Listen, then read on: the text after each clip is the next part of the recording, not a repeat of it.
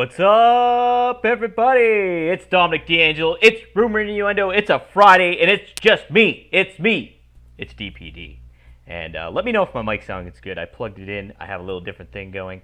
And yes, welcome to Rumor Innuendo on adfreeshows.com, on all the YouTubes, on all the social medias. And, hey, we're not talking the Dynamite today. We are talking the SmackDown. Let's lay it, the SmackDown. Should be a fun show, considering we had Roman Reigns return last week and wreak havoc on the Bloodline Part 2. We also, I actually have to pull up the preview. But guys, I guess we'll start off with news that broke yesterday, a little bit after we were done recording yesterday. Oh yeah, Robert's on assignment, by the way. He'll be back, don't worry. But he had a little hiccup coming in. Let's say hi to some folks though, real quick.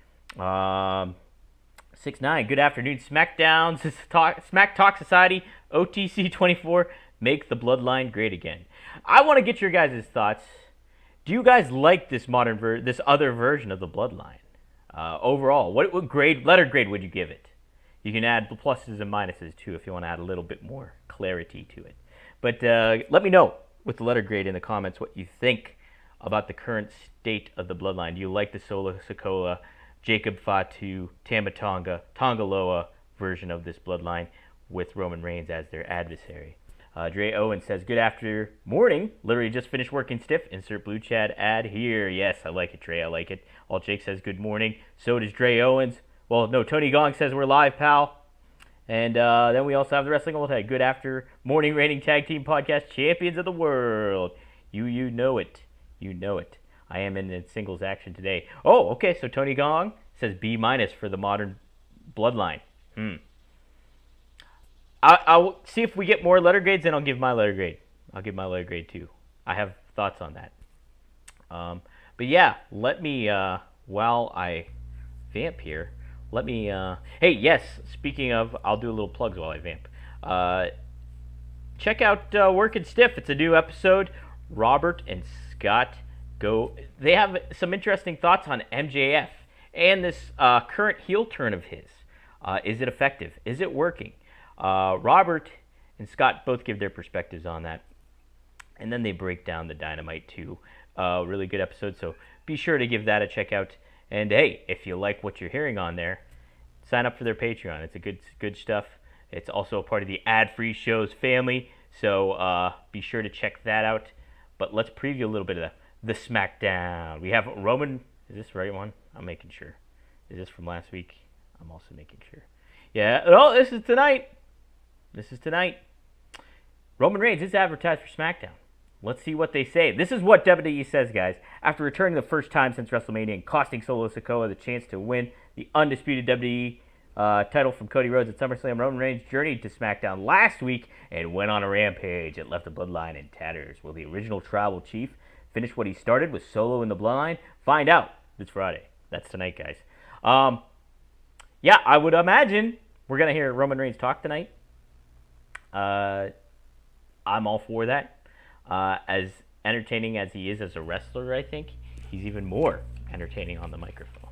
And what he was able to do with his heel turn, and sometimes when he spoke and when he didn't spoke, meant a lot. Felt like a big deal, right? I really liked Roman as a heel, but this white-hot babyface, it'll be interesting to see the angle, the perspective, and everything he's going to do with this character. As we've seen with Roman, he's very protective of this character. He's very protective of the persona that he portrays in media and obviously on the television. You even think about it when I get to those joker of a press conferences that sometimes happen. Listen, I really like press conferences. I enjoy them. I speak from a Joker perspective of the questions that get asked. Not necessarily... I think WWE does an awesome job with all this stuff. Makes it feel like a big deal. Everything like that. And heck, even AEW had that kind of feel back in the day, right? They did. It was cool. But, you know, us wrestling media people, we rightfully get criticized. The thing is like, you have fans in there. You have fans in there. You see sometimes even in professional sports when press conferences happen, stupid questions get asked. Really dumb questions. Well, that happens on a pretty regular occasion. It's rare when you find like, oh, that's a good question. And I'll admit too, there's plenty of times when I've been at those scrims, I haven't asked the best questions or anything like that. But I mean, press conferences, I think it's fun. Is it necessary? No. Is it kind of contradictory? Yeah, it can be. But hey, it gives you WWE an opportunity to maybe peel back the page a little bit. And hey, this is, you listen to a press conference with an NFL coach. Hey, the New York Jets, by the way, like they're a perfect example. All the drama going on over there, they're going to answer that question how they want to. They don't have to necessarily be straightforward with you. They don't have to give you the straight out answer. You can ask it. You can read a room too and just decide what's a good question to ask, what's a bad question to ask, what's a gotcha question, but what's a good, valuable question that needs to be asked. You got to find that balance when you're in there. A lot of the media doesn't. A lot of the media is just like, how does it feel to win this title in this particular city? That was one of the questions that got asked recently, and I was like, what the F? But what are you going to do? Either way, geez, way off topic. Roman Reigns, at those press conferences, stays in character. He some of his segments are the best parts about the WWE press conferences is because he kicks people out. He does it if you don't acknowledge him. You literally have to compromise your journalistic morals if you're in there with Roman Reigns because he wants you to acknowledge him. He wants you to do all this stuff. If you're a media person, you don't do that crap. You don't stand up. You don't clap. You're not supposed to do any of that stuff when you're there. But Roman Reigns makes you do it, which is very funny, very entertaining.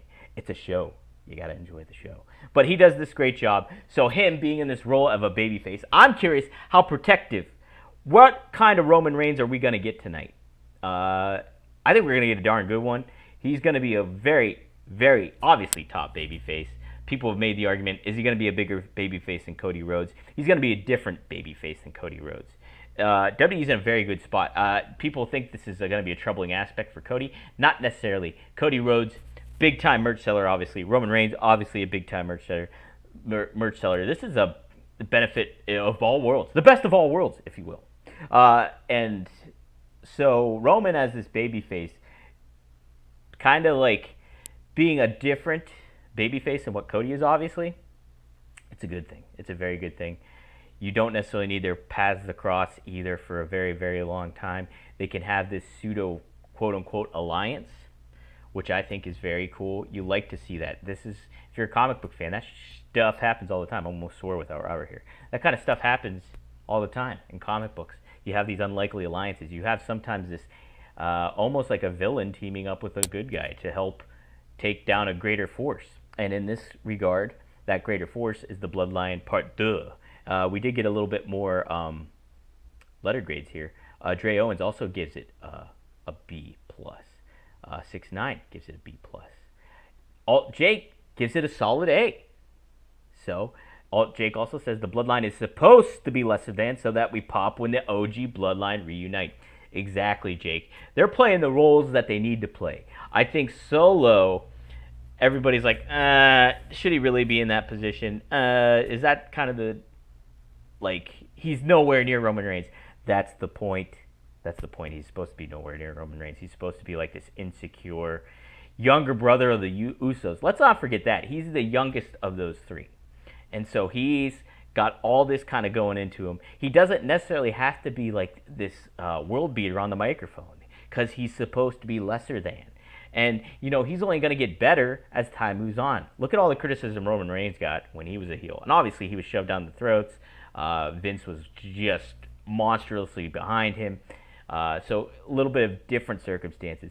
But it really took time for Roman Reigns, maybe not of his own fault, to find his own groove as a top heel and as a top wrestling act that is very memorable now and that people really like now, whether he's a heel or a face. So, yes, I think the Bloodline. So, my letter grade, Jake was more generous than I was. I was actually just going to give it an A-, but I really like what they're doing. I don't think it's in the A range. And and you got to look. I'm going to say this too. You got to look from past years after WrestleMania. How much of a lull did WWE feel like they were in after all this?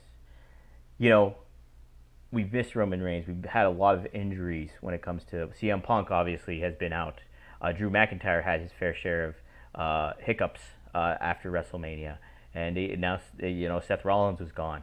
There was a lot of talent absent, but this summer season of wrestling has been extremely well, like in comparison to the past years. Like, this has been a lot of fun.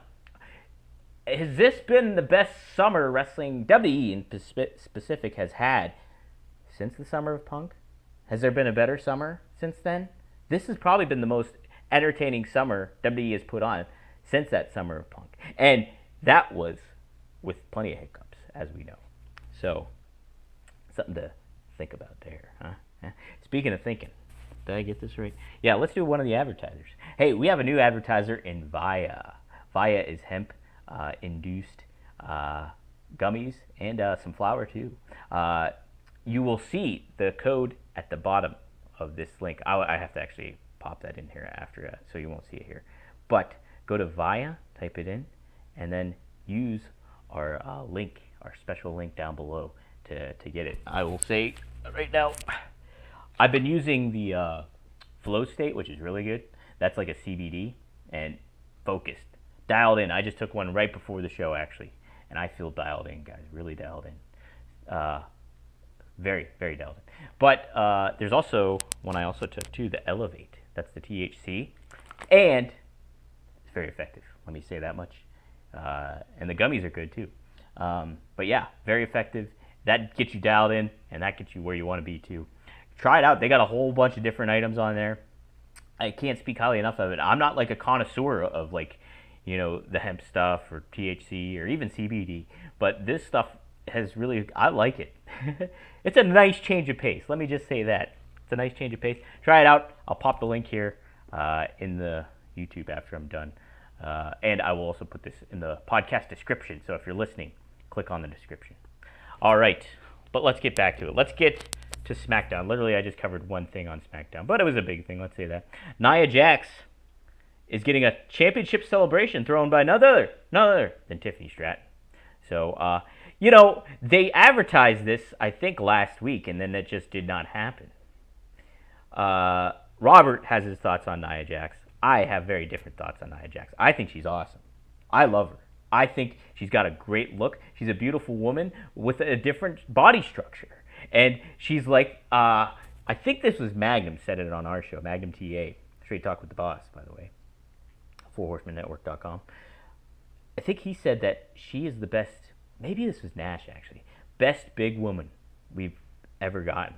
And I agree. Like, she's got the look, she's got everything. She had a reputation for hurting people, but listen, this is wrestling. This ain't ballet. There's a reason that she's in the position she's at. It's because she's got a look, she's got a heel presence. This is what you want in your women's division, is a diverse group of talent, and you have a monster woman heel that fits that bill. I'm very pro Nia Jax. So maybe I don't express that enough on here, but I am. I dig her style and all that stuff. So yes, we'll get some of that tonight, and I think this dynamic between her and Tiffany is great for both of them, because Tiffany is a fantastic persona. Obviously, the next big women's star in wrestling, her, Jade Cargill. You think about all that talent coming up, she is one of them there, and that's for sure. So, and her holding that Money in the Bank briefcase is a very interesting aspect too. Here's another one. DIY battles the Street Profits and WWE Tag Team action for the number one contenders match. So, obviously, DIY lost those tag team championships in Johnny Gargano's backyard of Cleveland, Ohio. Drew Carey represent. But the Street Profits have been on an interesting trajectory now. You think about, 3 years since they've held titles. That's crazy. That is crazy. And when they got called up there, everybody was really, hey, we got to keep our eyes out there for Montez Ford. Big deal, and he is a big deal. He got a little bit of shine during Elimination Chamber, but that guy, there's a lot you can do with him. And I think WWE is very well aware of that, considering the certain recent opportunities they've been getting with cutscenes and stuff like that. So I think that's very, very cool thing to see. DIY, I like their kind of comeback promo where they're walking out. This was last week on SmackDown where they're like, we're going to earn that tag team title shot. This is a new era for us. Very matter of fact.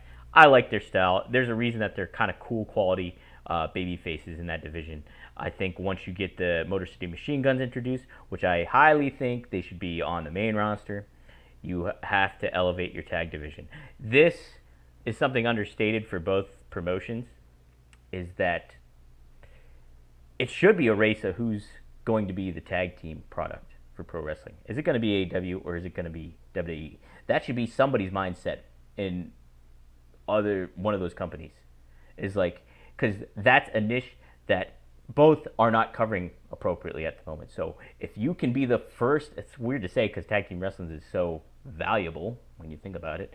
But if you can be the first to jump on that kind of forgotten bandwagon, you're establishing your product different from the other one.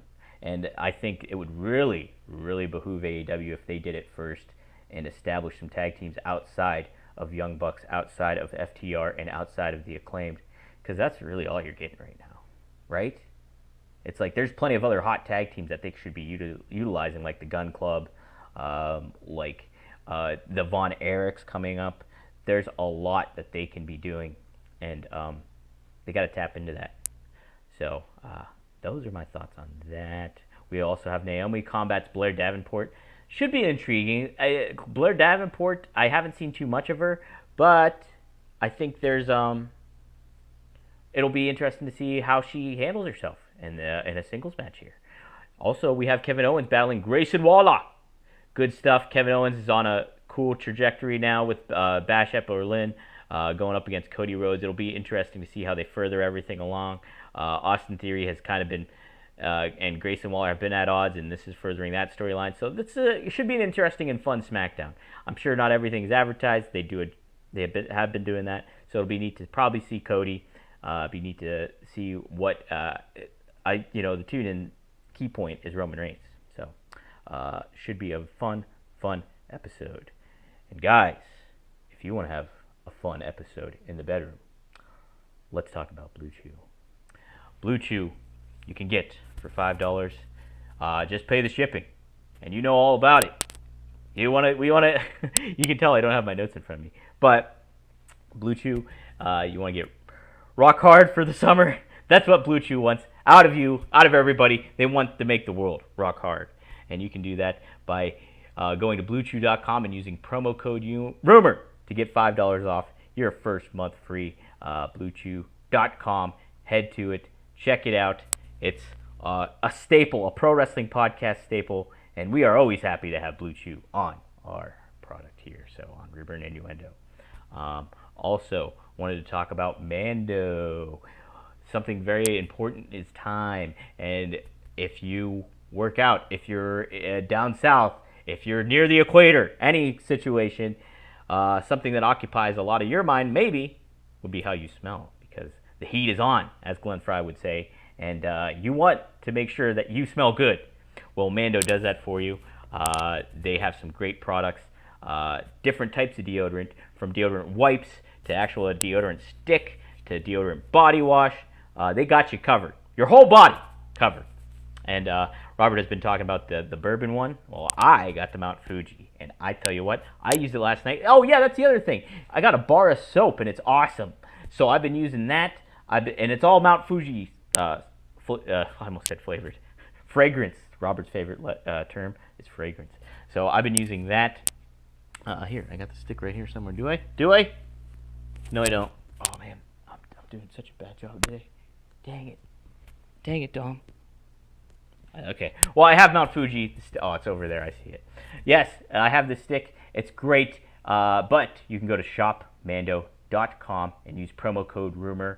You only pay. It gets 40% off basically your first order. And the starter pack that you'll get. And it's a cool starter pack. I love the bar of soap. I feel refreshed. I'm going to have to do it because I carried a box of cat litter like a mile and a half before recording this episode. So I'm sweating pretty darn good with no AC in my apartment. So I will be getting that shower and using Mando. So go to shopmando.com, use promo code Rumor and get that $5 off your starter pack. That equates to 40% off your order. So take a look, support the show, do it that way. Wow, I can't believe I got all the advertising in. What else did I want to cover? All In, going to Texas. Giddy on up. Next year, Saturday, July 12th. Not London, obviously, but we're in Von Erich country now. Kind of speaks to what AEW has been doing recently with their residents in Texas. It's cool.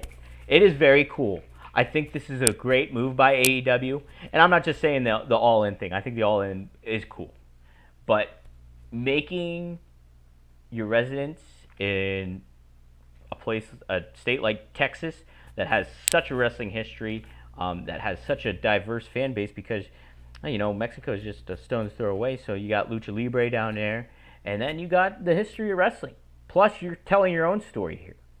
If you're AEW, you want to tell the right story, and so getting a big show like that and advertising it for, I believe it's the Texas Rangers baseball park, is very cool. Makes, again, to what I was saying with the tag team wrestling, this delineates you from what you want to be your competition in WWE. So it's a great move. Tony Khan did say that All In would be back in London in 2026, but I think you want to make the best of your relationship with Texas if you have planned to do some residencies there, so to speak.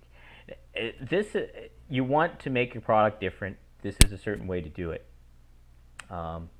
Yes, obviously yesterday Robert and I covered Dynamite, and they're doing some stuff. I think they have to be careful of who they keep, who they don't keep, and get that stuff situated. But All In's looking like a fun show.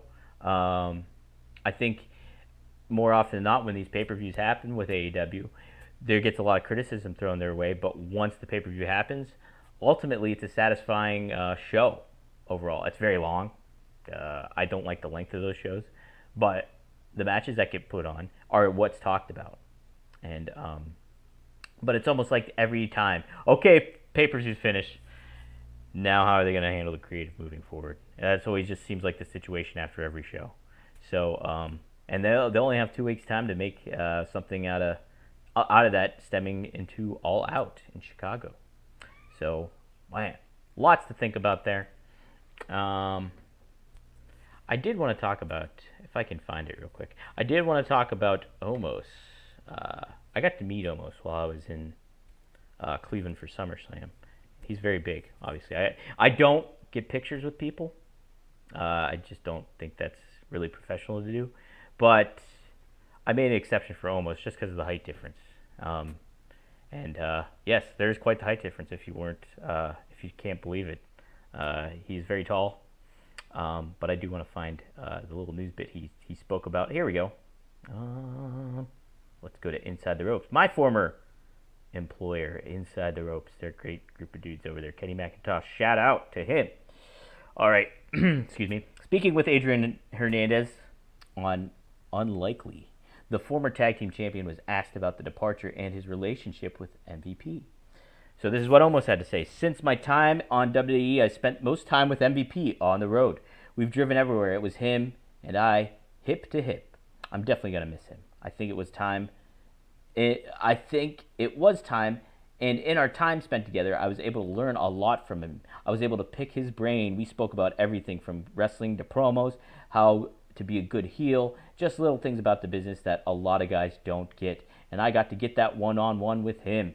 Someone who was very experienced in this business. I was extremely grateful that I had the opportunity to work with him, and I did learn a lot. Forever friendship. He's forever my guy. Really cool. I love Omos. Kevin Nash and Scott Hall love Omos. You hear backstage how much people love Omos. I think it was Road Dogg said on his podcast, shout out to Oh You Didn't Know. I loved producing that show. But I think it was him who said that Omos is like, he's such a nice guy that he has to almost be a babyface at some point.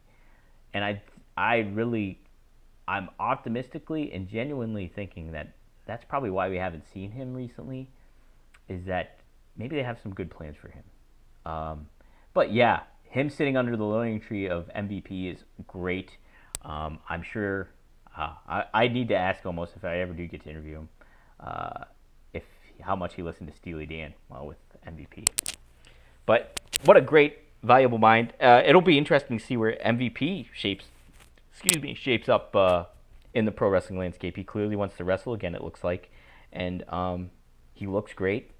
I would love to see him work in any type of capacity. I think that was such a cool aspect to him when he first came there. Him kind of teaming with Bobby Lashley and almost being like a Reggie Dunlop player coach from Slapshot. I like that. I always like it when wrestlers kind of do that. That they're a manager, but hey, if I can suit up, I will.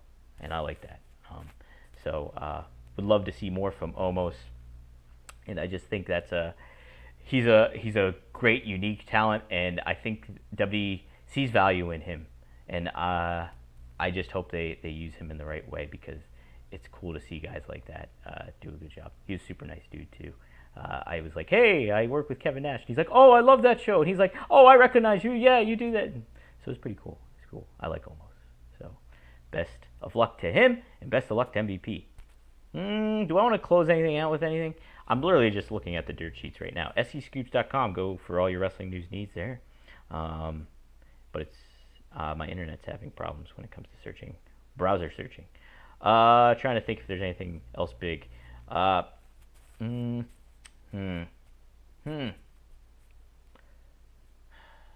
know there's going to be something I want to talk about after I'm done. I'm like, dang, why didn't I talk about that? Let's see. Let's take a look at some of the comments here. Maybe we can get something charged up. We got a couple more minutes before I can close out. Interesting. Jake. Let's see. I would bet, this is referring to AEW, I bet they don't sell more tickets in the first Grand Slam. They overdone Texas. They can't even sell at the eSports Arena. You know, yeah. That's a fair point. It speaks to what the future holds for AEW, and part of that future is very much going to be in their own hands, because it seems, at least that's the impression we're getting, is that the TV deal is already basically maybe in place. So if they have that with Turner, if they're in good graces there, future is in their own hands. They control their destiny. That means they got to button up. That means they got to dot their I's, cross their T's, tighten up their roster, put the focus on the right certain set of stars, make them feel like stars, make them feel like a big deal. And like just off the bat, thinking Will Ospreay, thinking MJF, thinking Swerve Strickland. How much time will Bryan Danielson be around? I honestly don't think he's going to be done after All In. I think it's a big red herring with the Green Day song, and I think we'll see more of Bryan Danielson. But yeah, it's just like they're on the verge of losing a lot of signature talent. And by that, I mean talent that feels like they were homegrown talent to them, even if they weren't.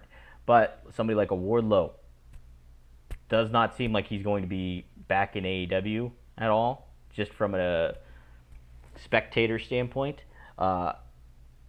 Ricky Starks doesn't seem like he'll be back.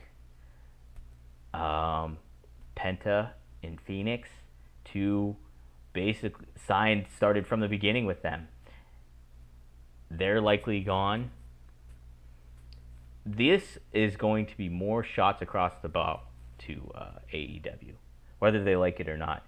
And, WWE has shown that they know how to make those guys and gals feel like a big deal.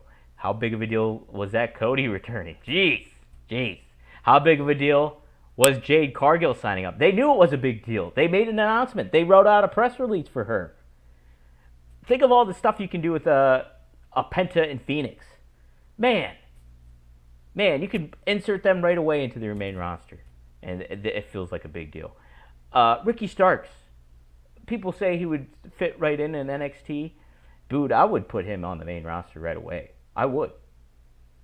If he needs to get acclimated with certain things, I would make him feel like a big deal, because you can. Same with Wardlow. A lot of those talents, those four names that I just said, I think you could put them immediately on the main roster, and it feels like something. Does WWE have the bandwidth for it all? That's something that they'd have to work out. But they have a track record of making these stars from AEW feel like a big deal. Already, Ethan Page is your NXT champion. So just think about that. Think about that. WWE is making the most out of what AEW didn't. So ponder that for the weekend, if you will, ladies and gentlemen. This has been a lot of fun. I kind of like doing these sometimes solo. I miss Robert, though. I really do. Dang it, Robert. Damn it, Robert. If you like what you're seeing, though. Yes, thanks for tuning in to Ad Free Shows. We are live on Rumor and Innuendo YouTube, on the Working Stiff YouTube, on the Ad Free Shows YouTube. Shout out to Jeff Jarrett, my best buddy. I know Robert feels a different way, but I love Jeff Jarrett. Hey, we're also on, speaking of Robert, his ex, WWE Creative _ish. Follow him there. We're also live on the SE Scoops X. So be sure to follow SE Scoops. That's the dirt sheet I write for, and it's a good group we got over there. So be sure to support them. They do a great job, and I'm happy to be working with them. Happy to be chatting with all of you today by myself. But as Robert would say, good luck in your future endeavors. Oh, I'm going to Vegas, by the way. I am going to Vegas this weekend for Cauliflower Alley. Should be a fun experience. Going to try to get some interviews, so stay tuned for that. OneTrueSportTV.com, by the way. Head that way. Support me as well. All right. See you guys on Monday. Rumor and Innuendo. Let's chat.